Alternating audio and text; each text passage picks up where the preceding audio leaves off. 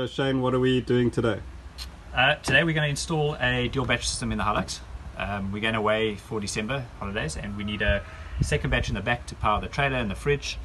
So what we're going to do is we're going to just take you a quick run through of what we're going to do, and then we'll briefly just show you footage of us in doing the install.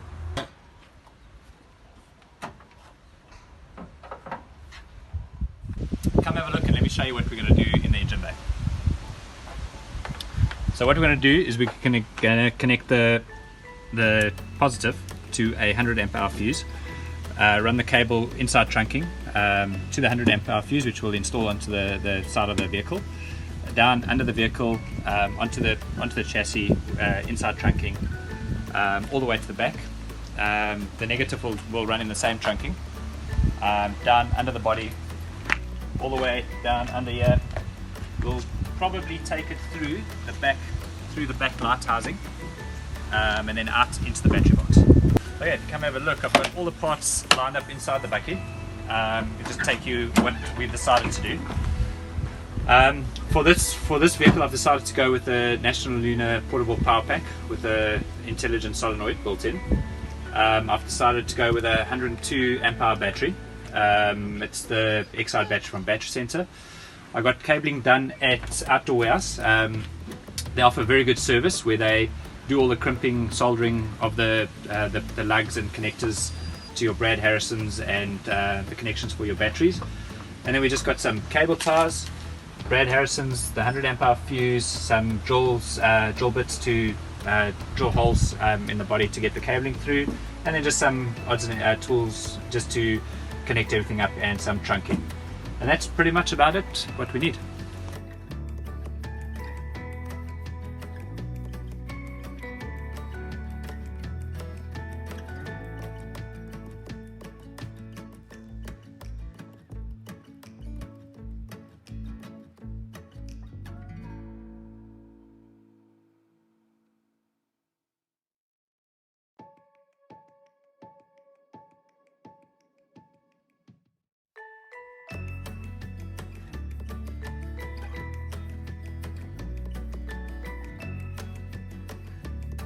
Okay, so what are you busy with now?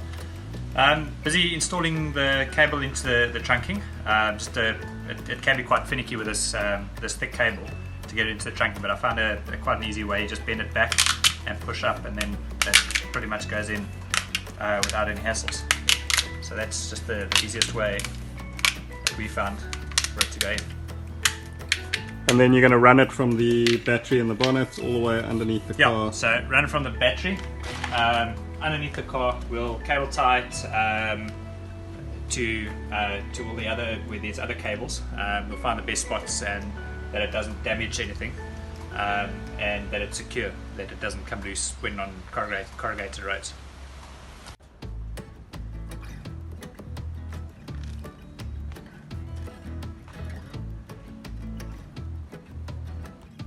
Okay, so where are we at? Okay, so we've just pulled the wire from the front to the back along the chassis. There's a couple of other lines that come to the brakes net, which we've pretty much kept to those so we can keep out of the way of the shocks and the suspension and any other moving parts. So yeah, we should be right. We're just going to take the light off now to get the wire, the cable up into the light housing, and then we're going to drill a hole through to connect to the battery box.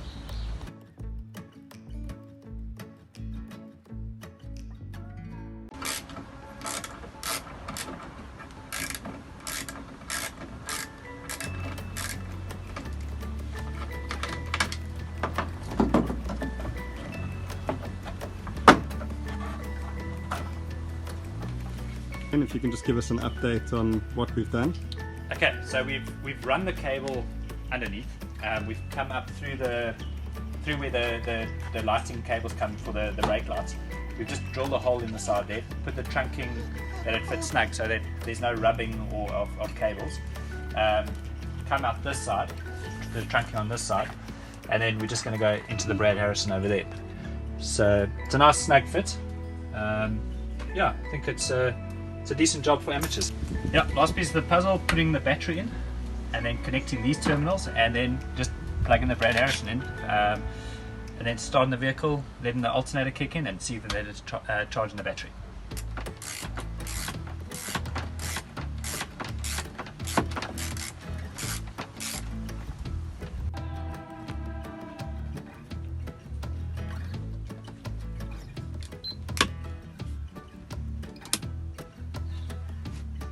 Okay, so the battery's all installed, all connected, seems to be working. There's power coming in. The input charger says there's voltage coming in. The solenoid hasn't kicked in yet. You'll see it's flashing. What happens is the solenoid lets the crank battery charge up first, and then eventually this will go solid, and then it will show that the actual battery box is charging. So after about 5 minutes, that will go solid. Your voltage will go up, and everything will be charging. Awesome. So what do you think? DIY-ish? I mean, we're not the most technical people, but yeah, I think anyone can do this. It's pretty straightforward. The instruction manuals that come in the box, it's pretty much 2 wires from the battery to here with a fuse in the on the positive. That's pretty much it. Cool. And any tips for the guys watching? The most difficult part of this whole install is coming in, bringing your cable into the vehicle. So however way you do it, we came through the back side because the battery's in the back. That probably took the longest for us. The pulling of the cable and the attaching it to the bottom of the vehicle, pretty straightforward.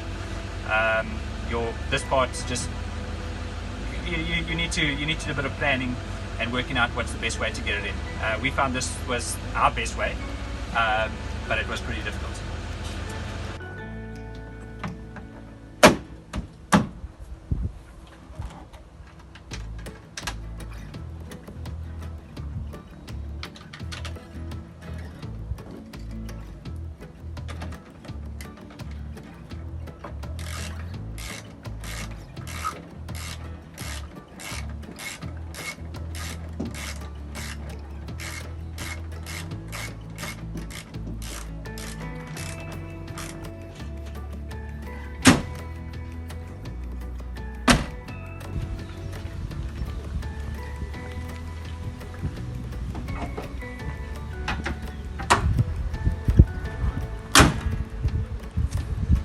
Job done. Yeah, it wasn't too difficult. The job took us about 2.5 hours. It would have gone much quicker if we got the drilling into the cab right. But other than that, pretty simple job. I think anyone could do it. Just a little bit of patience, a bit of thinking, and yeah, you can install your own battery for a fraction of the price.